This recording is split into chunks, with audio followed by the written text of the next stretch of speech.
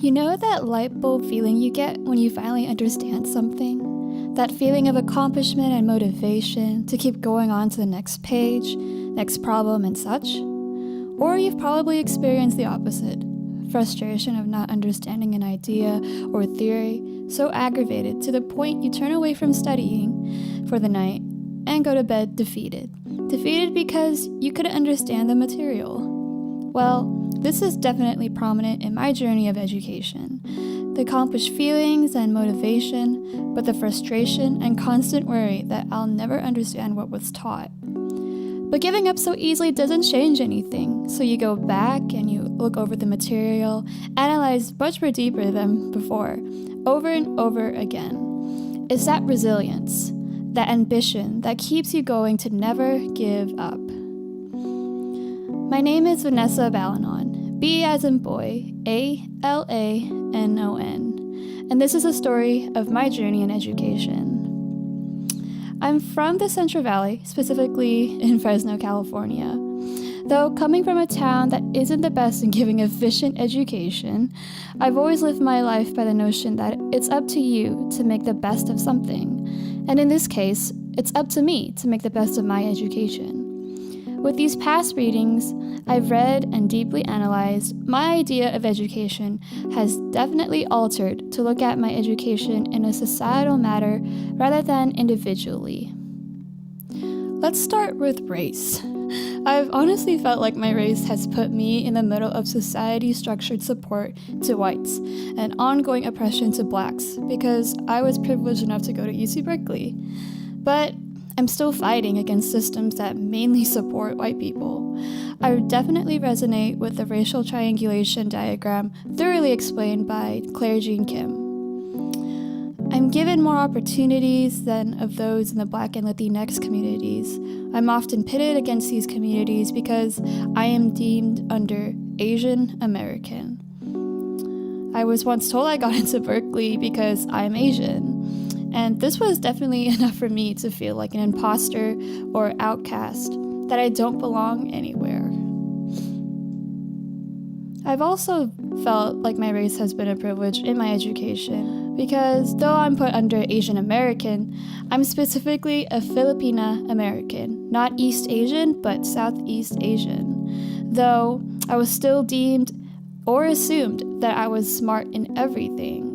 I was always told in high school that, yeah, Asians are good at math and a list of other things. But this led to assumptions of which classes I should take based on my level, like AP or honors classes. There is often a huge push on taking AP classes. People often told me, don't take normal or regular classes because those are for dumb students, which hurt me because I had friends who took those regular classes. I'm not saying they're dumb. It's just a normal class. I was told to take AP Calculus once because I'm Asian and quote-unquote Asians are good at math, or was once questioned by a counselor why I would drop an AP class. In all, the assumptions of where I was supposed to be based on my race always felt like a decision of wrong or right. There is no middle. It felt as if I was pushed one way or another of what classes to take in middle school or high school, but based on certain aspects of me that didn't exactly apply to my level of learning, but to my physical aspects or racial representation. I connect this idea definitely with Jeannie Oakes, Keeping Track. With her quote, a few of the studies show that those students identified as the brightest learn more when they are taught in a group of their peers, provided an enriched curriculum. However, most do not. Some students have found that the learning of students identified as being average or low has not been harmed by their placement in homogeneous groups. However, many studies have found the learning of average and slow students to be negatively affected by homogeneous placements. And it's true. I actually think that being in the same group I was with other people didn't really motivate me to do what I wanted to do or to feel like comfortable. I've always felt like there are other people who know more than me, and so why am I still put in with this group? It didn't exactly feel very comfortable, like in a very comfortable educational environment. So even if tracking was supposed to quote-unquote help me, it didn't. There's a whole misunderstanding with being labeled as just Asian, because I'm Southeast Asian, not East Asian. I recall learning about Southeast Asian history in my American history class, specifically AP US History, in high school. I mainly received not getting any context of learning about culture, only because the class was geared towards American history, but mainly of how Southeast Asian countries were colonized. I was specifically told we were going to learn about the Philippine-American War, but not anything about Filipino history/culture. No background of history/culture was covered, but only that Americans colonized.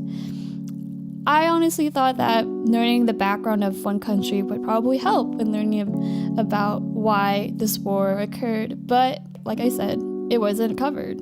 This being brushed off as nothing because the main focus was, to show that America is right for doing what they did to countries or to support America, hurt me and worried me if I was ever going to learn about my history or culture.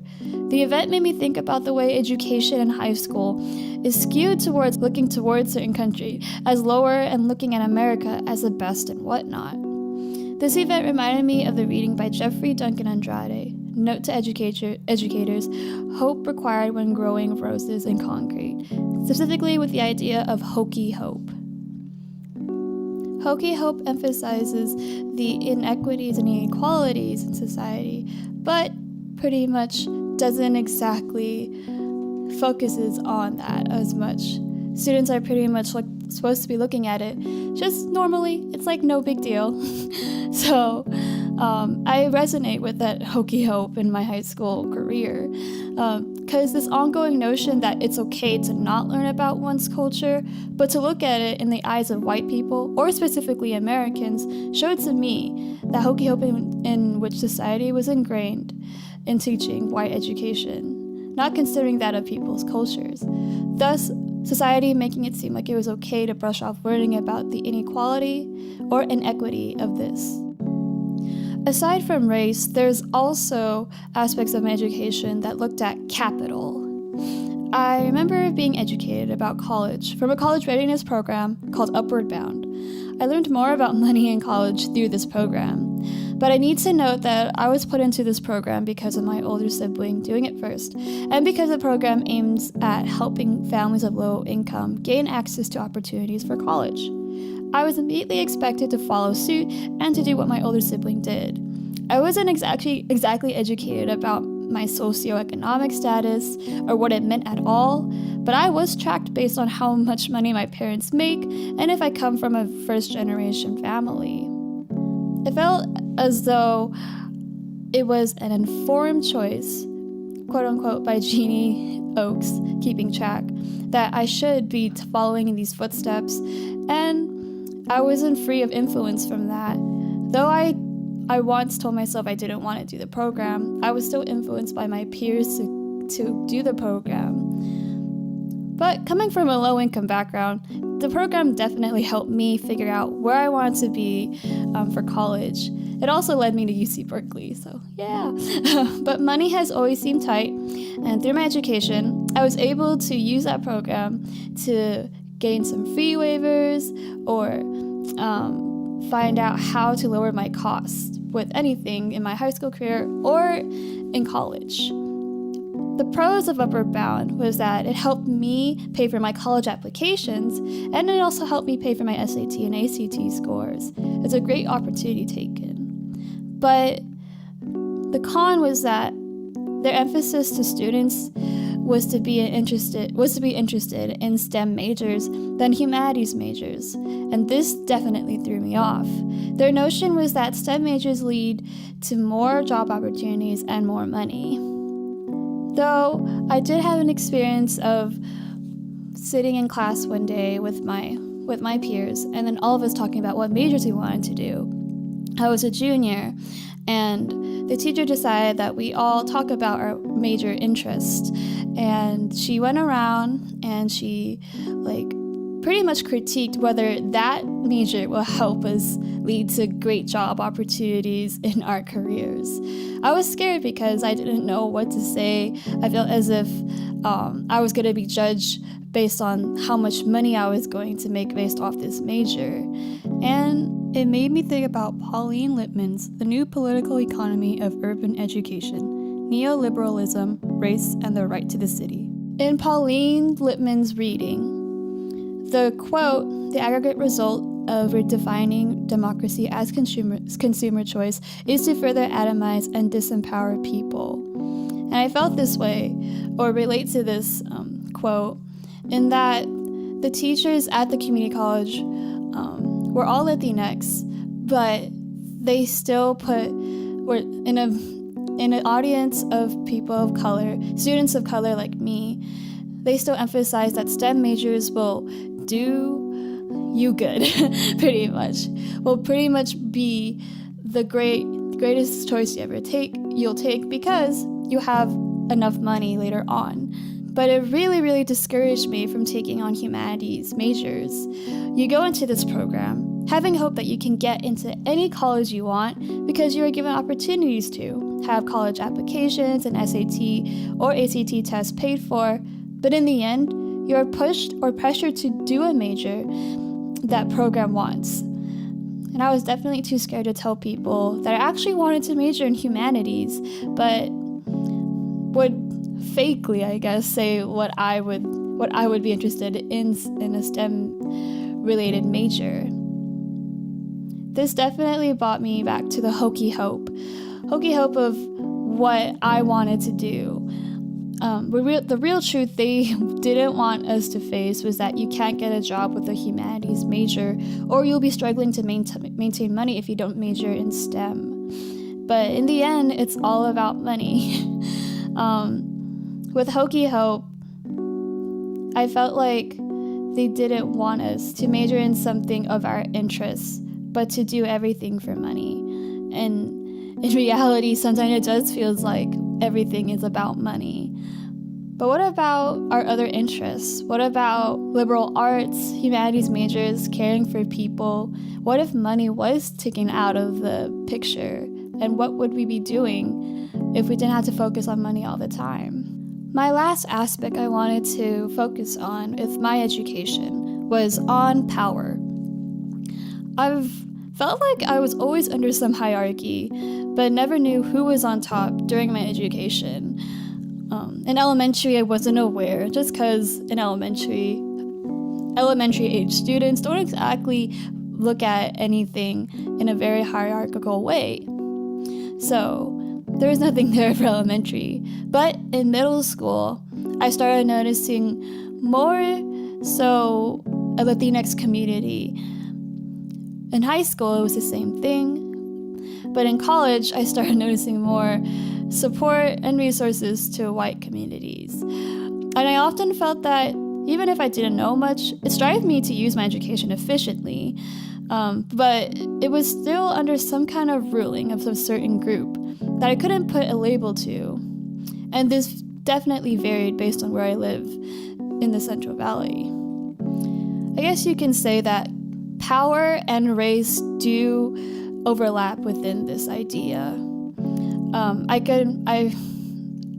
I want to bring this back to The Racial Triangulation by Claire Jean Kim, because there is obviously constant assumptions of me being an quote-unquote Asian American, which always led to me being made fun of in middle school and high school because I strive for perfect grades and all, but was never judged based on my region. I was constantly judged by being East Asian than Southeast Asian. But now, after moving out of Fresno and moving into Berkeley, I face a community that now looks only solely at whites and East Asian, or focuses on whites and East Asian.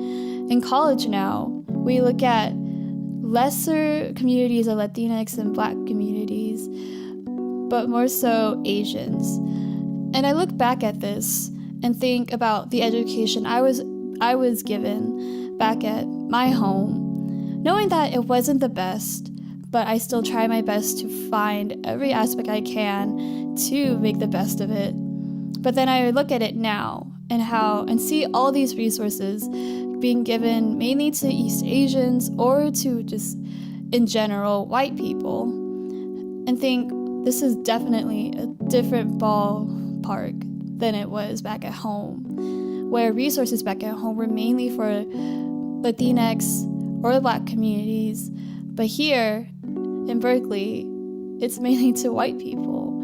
And so I guess in power, with race included or intertwined, I've seen the differences of resources being given to a certain group. And I've always wondered, like, why I have to face this? Why isn't anything equal to anybody else?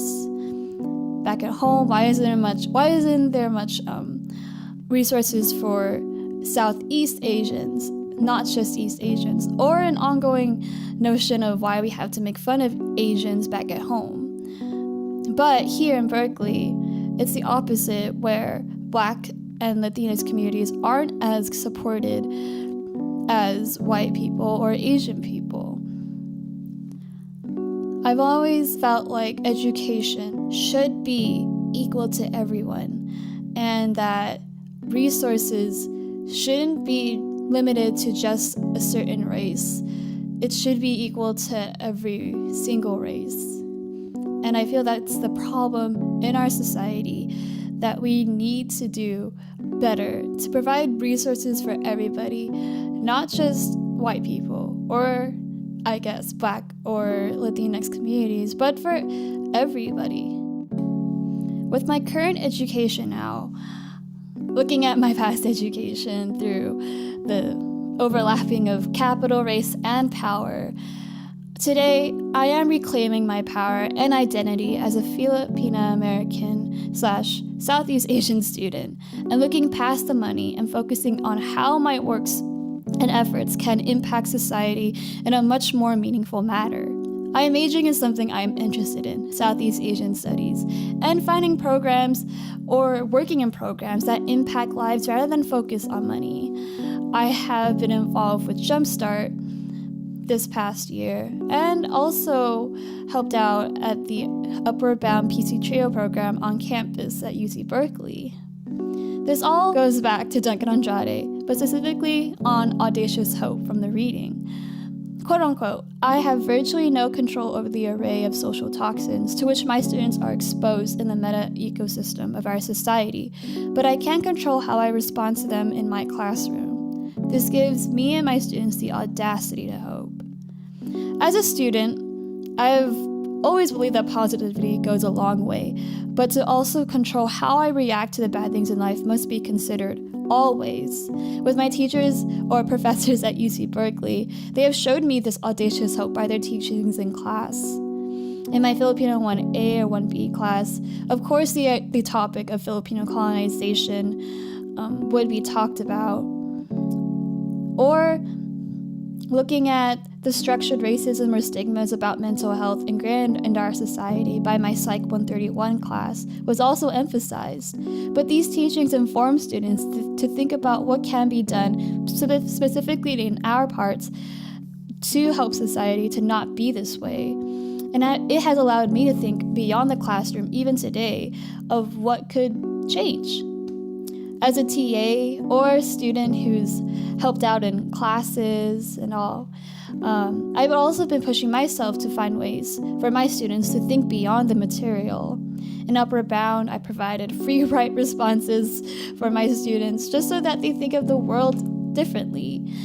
And in my Jumpstart preschool, I would try to implement ideas that didn't have to specifically look at gender or emphasize gender, just knowing that 3 to 5-year-olds will start to look at education or gender in a much more is much more emphasized through what kids wear. I've always found ways to make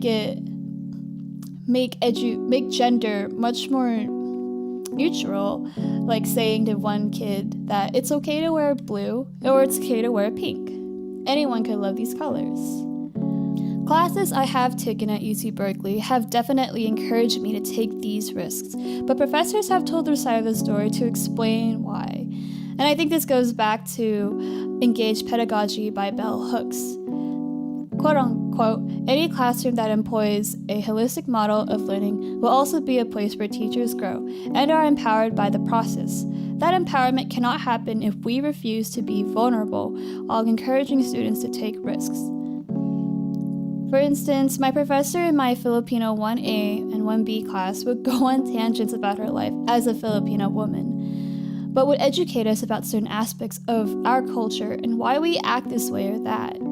However, she would always encourage a certain aspect for each of us to do. For instance, give time for ourselves to relax, eat, take care of our bodies, sleep, follow our true passions, follow things that make us happy. And with this, it's definitely helped me look at the teacher-student relationship as humanizing the teacher. And it's really important to emphasize this in education because there's no hierarchy, and there shouldn't be a hierarchy when education or learning about education happens or occurs. I was also able to teach this side to my students in my Upper Bound program.